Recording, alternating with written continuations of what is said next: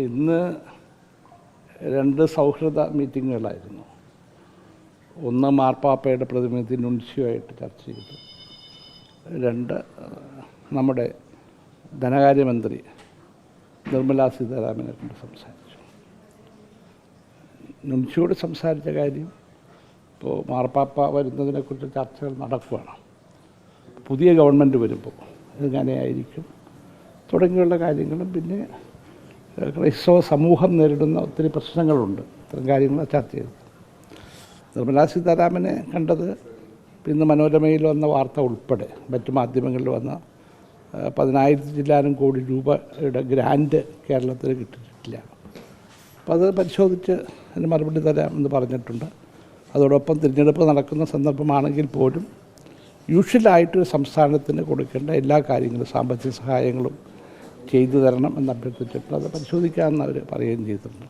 ഒരു സൗഹൃദ ചർച്ചയായിരുന്നു. ഞങ്ങൾ അരമണിക്കൂറോളം ഇരുന്ന് പല കാര്യങ്ങളും ചർച്ച ചെയ്തു. അതുകൊണ്ട് സ്വാഭാവികമായിട്ടും കേരളം ഇന്ന് വളരെ നല്ല കാര്യങ്ങൾ ചെയ്യുന്നുണ്ട്. ഇപ്പോൾ ദേശീയപാത ഏറ്റവും കൂടുതൽ വേഗതയിൽ പണി നടക്കുന്ന സംസ്ഥാനം കേരളമാണ്. നമ്മുടെ വിഴിഞ്ഞം പ്രോജക്റ്റ് അതിൻ്റെ 1ാമത്തെ സ്റ്റേജ് കഴിഞ്ഞ് 2ാമത്തെ സ്റ്റേജിലേക്ക് പോകാൻ പോകും. നമ്മുടെ railway, high speed railway system. അപ്പോൾ ഈ രംഗത്തൊക്കെ, അതുപോലെ തന്നെ വിദ്യാഭ്യാസ രംഗത്തും ആരോഗ്യ രംഗത്തും നമുക്ക് എയിംസിൻ്റെ കാര്യത്തിൽ തീരുമാനമായിട്ടില്ല.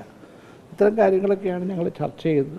പിന്നെ തിരഞ്ഞെടുപ്പ് കാലഘട്ടമാണ്. അതുകൊണ്ട് സ്വാഭാവികമായിട്ടും ഈ ഇലക്ഷൻ കഴിയാതെ കാര്യങ്ങൾ മുന്നോട്ട് പോകാൻ സ്വാഭാവികമായിട്ടും ബുദ്ധിമുട്ടുണ്ട്. പക്ഷേ എങ്കിൽ പോലും ഈ കാലഘട്ടത്തിൽ നടക്കുന്ന കാര്യങ്ങളുണ്ട്. തിരഞ്ഞെടുപ്പിലാണെങ്കിലും സ്വാഭാവികമായി നടക്കുന്ന കാര്യങ്ങളുണ്ട്. അതൊക്കെ വേഗതയിൽ പരിഗണിച്ച് പരിഹാരം നൽകാമെന്നാണ്. ഈ കാലകാലങ്ങളായി നമ്മൾ കൂടിക്കാഴ്ച നടത്തുമ്പോഴും ഇതുപോലെയുള്ള പോസിറ്റീവ് ഇടപെടലുകളുടെ ഭാഗത്തുനിന്നുണ്ടാകുന്നു. പക്ഷേ ഇതിലൊരു കാലതാമസം നേരിടുന്നുണ്ട്. സ്വാഭാവികമായിട്ട് അതൊക്കെ സാധാരണ ഉണ്ടാകുന്ന കാര്യങ്ങളെങ്കിലും നമ്മൾ ഞാൻ പലകാലം കൊണ്ട് കണ്ടിരുന്നു. അതിനുശേഷം കുറേ സഹായകരമായ നടപടികളുണ്ടായിട്ടുണ്ട്. അപ്പോൾ നമ്മളിങ്ങനെ തുടരെ കാണുകയും, അത് മന്ത്രിമാരുടെ തലത്തിലുണ്ട്, ഉദ്യോഗസ്ഥന്മാരുടെ തലത്തിലുണ്ട്, ഞാൻ ഉൾപ്പെടെയുള്ളവരുണ്ട്. അങ്ങനെ നമ്മൾ കാണുന്നത് കൊണ്ട് കുറേ കാര്യങ്ങൾ മുന്നോട്ട് നീങ്ങിയിട്ടുണ്ട്.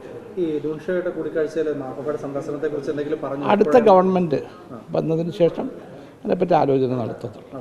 മാർപ്പാപ്പ ആഗ്രഹിക്കുന്നുണ്ട്? അത് ആഗ്രഹമുണ്ടെന്ന് നേരത്തെ പറഞ്ഞിട്ടുണ്ടല്ലോ, കാണാൻ ആഗ്രഹിക്കുന്നുണ്ട്. പക്ഷേ ഇപ്പോൾ ഈ ഗവൺമെൻറ് പുതിയ ഗവൺമെൻറ് വരുമ്പോഴേ അതിനെക്കുറിച്ചൊരു തീരുമാനമാകും. പ്രത്യേകിച്ചൊന്നുമില്ല. അവരെടുത്തൊരു സ്റ്റാൻഡ് കാരണം ഇലക്ഷൻ നടക്കുന്ന കാലത്ത് മാർപ്പാപ്പ വരാറില്ല. അത് കഴിഞ്ഞതിന് ശേഷം പുതിയ ഗവൺമെൻറ് വരുമ്പോൾ അന്നത്തെ സാഹചര്യങ്ങൾ പരിശോധന അവർ വരണമെന്നുണ്ട്. ഇപ്പോൾ 10,000 കോടി രൂപയാണല്ലോ ഇന്നത്തെ നമ്മുടെ ഇത് കണക്കനുസരിച്ച്. അപ്പോൾ അത് പരിശോധിച്ചിട്ട് അതിന് ഇമ്മീഡിയറ്റ് നടപടി എടുക്കാം.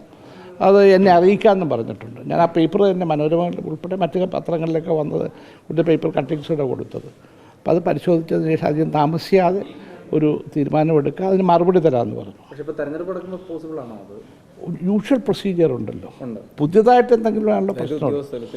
നടന്നുകൊണ്ടിരിക്കുന്ന കാര്യങ്ങൾ അതിന് തടസ്സപ്പെടുത്തേണ്ട കാര്യമില്ലല്ലോ. പുതുതായിട്ട് വരുമ്പോഴാണ് ഈ തിരഞ്ഞെടുപ്പിൻ്റെ പ്രശ്നങ്ങൾ. സാധാരണ നടന്നുകൊണ്ടിരിക്കുന്ന എല്ലാ കാര്യങ്ങളും മുന്നോട്ട് കൊണ്ടുപോകാം.